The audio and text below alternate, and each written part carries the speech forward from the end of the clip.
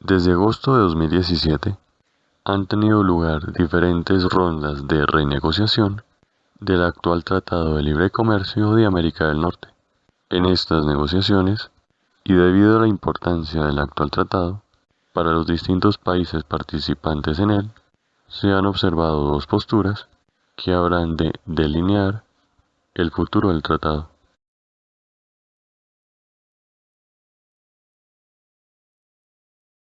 Por una parte, los Estados Unidos defiende un punto de vista proteccionista, donde se exige una mayor limitación a la libertad comercial derivada del TLCAN, que según las autoridades de este país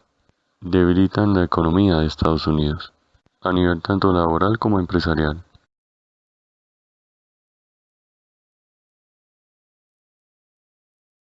Y por otra parte,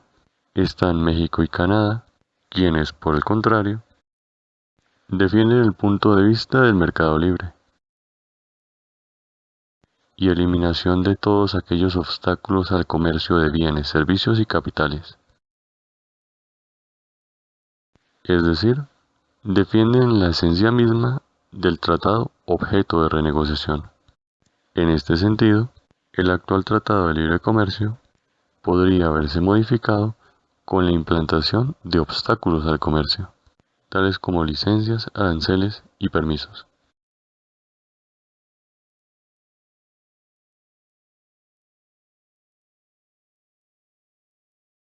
que traerían como consecuencia la desaparición de la actual zona de libre comercio, que ha caracterizado a América del Norte durante los últimos 24 años. De darse este escenario, el país más afectado sería México, debido a la gran importancia que el mercado estadounidense tiene para él, más si tenemos en cuenta que los Estados Unidos es el mayor mercado de exportación para los productos mexicanos. Teniendo en cuenta estos hechos, el gobierno mexicano, por intermedio de la Secretaría de Economía del país, se ha declarado públicamente a favor de la vigencia del actual Tratado de Libre Comercio, postura que ha defendido con fundamento en los siguientes datos. Por una parte, según el Fondo Monetario Internacional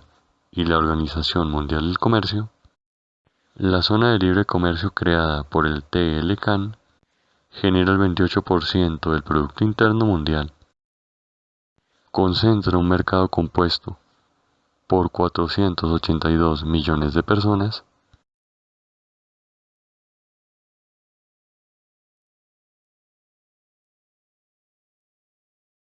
y realiza el 16% del comercio global, sin contar con el hecho de que otros países han explorado la posibilidad de llegar a acuerdos comerciales con Estados Unidos, aspirando a obtener las mismas ventajas arancelarias que este país otorga a las mercancías provenientes de Canadá y México. En segundo lugar, la Secretaría de Economía de México resalta también que, gracias al TLCAN, las exportaciones de México dirigidas a los Estados Unidos y Canadá se han incrementado de 44.474 millones de dólares en el año 1993 hasta llegar a poco más de 313.000 millones de dólares en el año 2016. Sin embargo, la Secretaría de Economía de México ha estimado que, en caso de que el Tratado de Libre Comercio desapareciera, la consecuencia más probable será que solo el 35% de las exportaciones mexicanas a los Estados Unidos entrarían libres de pago de aranceles y solo el 36% de las exportaciones mexicanas a Canadá entrarían libres de aranceles. Es decir, las exportaciones de México a estos mercados disminuirían sustancialmente, afectando a sectores como el electrónico, autos ligeros, autopartes, eléctrico y agropecuario. En tercer lugar, el gobierno de México destacó que si el Tratado de Libre Comercio desaparece, se observaría a su vez una disminución también de la inversión extranjera directa, inversión de origen no solo estadounidense o canadiense, sino también de otros países, los cuales invierten en México debido a su acceso libre de aranceles, al mercado de Estados Unidos. Todo ello sustentado en que desde la aprobación del Tratado de Libre Comercio, el promedio anual de inversión extranjera directa en México pasó de 19.8 millones de dólares entre los años 1994 a 2012, elevándose este promedio aún más entre los años 2013 a 2017, llegando a los 34 mil millones de dólares,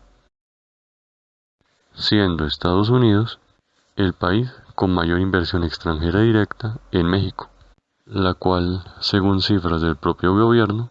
representa el 46% del total de inversión extranjera en el país. Finalmente, en cuanto a las importaciones, la Secretaría de Economía de México resaltó que Estados Unidos es el principal proveedor del país y que desde la aprobación del tratado, estas han pasado de 46.470 millones de dólares hasta alcanzar la cifra de 189.139 millones de dólares entre los años 1993 a 2016. En este orden de ideas, la actual negociación del TLCAN es uno de los temas más importantes para la economía mexicana, economía que, en caso de darse un escenario de suspensión del Tratado de Libre Comercio, quizás no esté preparada para afrontar las consecuencias que de ello surjan. En lo referente a la posición oficial del gobierno mexicano para hacer frente a las negociaciones del Tratado de Libre Comercio, la Secretaría de Economía anunció que sus prioridades en estas negociaciones serán básicamente 4. Fomentar la competitividad de América del Norte. Avanzar hacia un comercio regional inclusivo y responsable. Aprovechar las oportunidades de la economía del siglo XXI. Y promover la certidumbre del comercio y las inversiones en América del Norte. Sin embargo, si analizamos estas 4 prioridades, se pueden resumir en 2 objetivos básicos, que son